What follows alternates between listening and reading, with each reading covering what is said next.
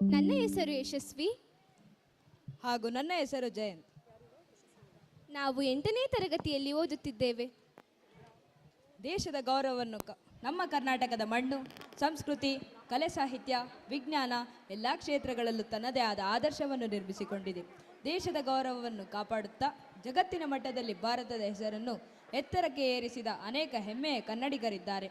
ಅವರ ಸಾಧನೆಗಳೇ ನಮ್ಮ ಹೆಮ್ಮೆ, ನಮ್ಮ ಪ್ರೇರಣೆ. ದೇಶದ ಗೌರವವನ್ನು ಕಾಪಾಡಿದ ಪ್ರಮುಖ ಕನ್ನಡಿಗರು: ಸರ್ ಎಂ ವಿಶ್ವೇಶ್ವರಯ್ಯ, ಭಾರತದ ಅತ್ಯುತ್ತಮ ಇಂಜಿನಿಯರ್, ಭಾರತ ರತ್ನ ಪ್ರಶಸ್ತಿ ಪುರಸ್ಕೃತರು.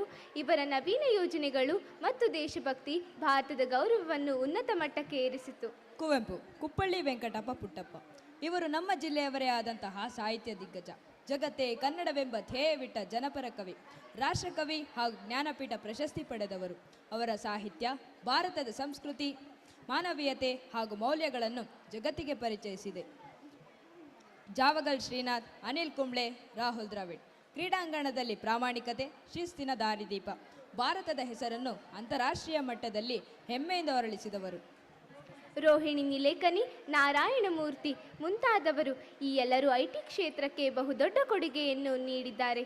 ಭಾರತ ತಂತ್ರಜ್ಞಾನವಾಗಲು ಮೂಲ ಕಾರಣರಾದ ಹೆಮ್ಮೆ ತರುವ ಕನ್ನಡಿಗರು.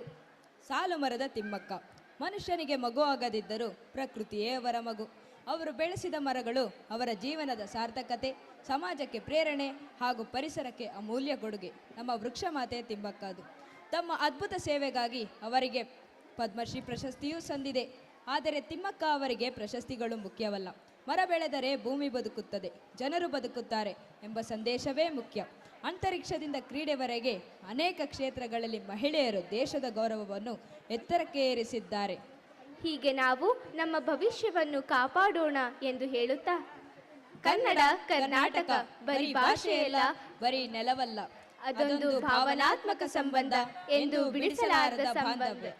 ಧನ್ಯವಾದಗಳು.